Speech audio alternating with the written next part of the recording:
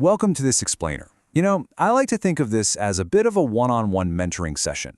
Because whether you're just starting out as an AI engineer, or honestly, even if you've been in the trenches for years, that temptation is always there, right? You just want to crack open your IDE and start typing. But today, we're going to fundamentally change how you approach your projects. We're talking about why designing before you build is literally the most critical habit you can possibly develop. So picture this absolute nightmare. You've just spent 3 grueling months coding an application. I'm talking late nights, way too much caffeine, meticulously crafting thousands of lines of code. And you're proud of it. It's technically brilliant. But then, demo day arrives. You present it to the client and crickets. The room goes completely silent. They look at you and say, well, this is great, but it's not at all what we asked for. Ouch. You just built a brilliant solution for the completely wrong problem. All that time, all that effort, just totally down the drain. And you know what? It happens way more often than you'd think, especially in the crazy, fast-paced world of AI. Honestly, the absolute fatal error you can make isn't writing bad code. It's starting to code before you even have a design. Look, bad code, that can be refactored. But if you have zero design, you're basically building a house on sand. It means you're letting the excitement of just building something override the actual discipline of engineering. So let's get our terms straight right out of the gate. Architecture is not code. It's just not. It is your fundamental blueprint. It defines exactly how every single piece of your system is going to play nicely together. It's the high-level map. So before we even start stressing over which Python libraries to use or, which cloud provider is best, we really need to understand the shape of the whole system. How's the data flowing? Where exactly does the AI model sit? How's the user actually interacting with this thing? This blueprint is your single source of truth way before a single line of logic gets typed out. Think about it like this. Nobody, and I mean nobody, starts laying bricks for a house without a floor plan, right? Nobody pours concrete for a massive bridge or a hospital without these rigorous, heavily scrutinized blueprints.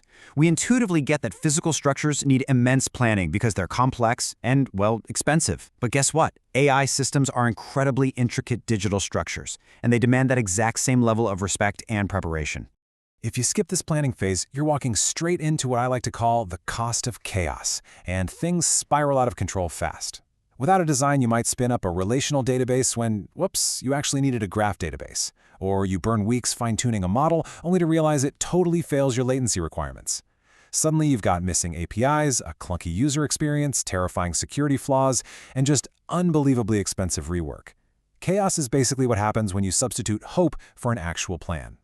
Let's break down how this actually hits the wallet. The cost of fixing a mistake changes drastically depending on when you catch it. Catch a flaw on a whiteboard during the planning phase, it costs practically nothing. You literally just erase a line.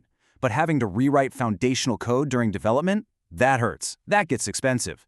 And what if you discover a massive architectural flaw post-launch? Actually, scratch that, it's not just expensive, it's disastrous. You're bleeding engineering hours, sure, but worse, you're losing user trust and real revenue. Okay, so how do we avoid these absolute disasters? We start designing right now using a beautifully simple, bulletproof framework. Inputs, process, and outputs.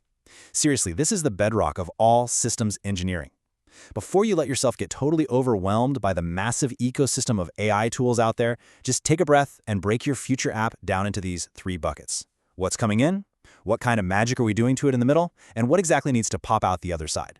Let's map out a basic AI chatbot using this exact framework. You can clearly see the whole journey from raw data all the way to actual business value.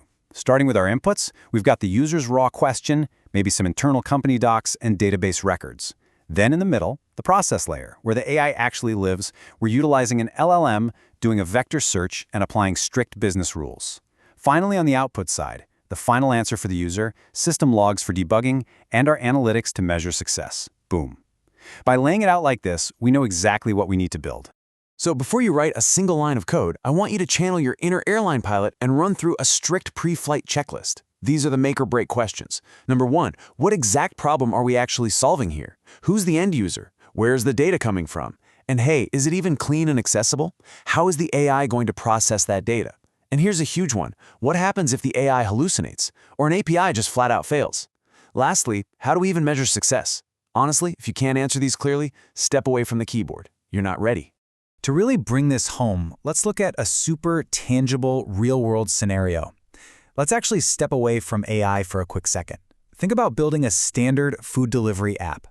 How does a senior architect tackle this? I promise you, they don't boot up their laptop and start coding the Add to Cart button. No way. They start by mapping out the entire ecosystem. Instead of jumping into the code, they systematically sketch it all out. First up, the users. How are they logging in? What are they seeing? Second, the restaurants and menus. How is all that inventory managed? Third, you define the absolute critical path, orders and payments. And finally, you plot out the messy real-world logistics, like notifications, live maps, and coordinating delivery partners.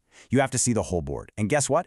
This exact same logical progression applies flawlessly to planning any complex AI project. Map the ecosystem first, build the features second. If you take nothing else away from this explainer, I want you to remember this massive shift in mindset.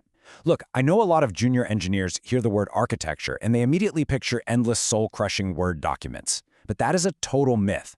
Architecture is not documentation.